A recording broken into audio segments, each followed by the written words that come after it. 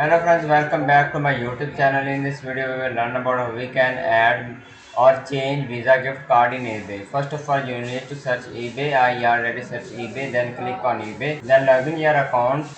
I already log in my account and then click on your account button or your name button. Then click on account setting. After clicking on account setting, you see option for payment section. Just click on payments. When you click on payments, you can also add your bank card or Visa gift card, or even you can change your gift card or Visa card.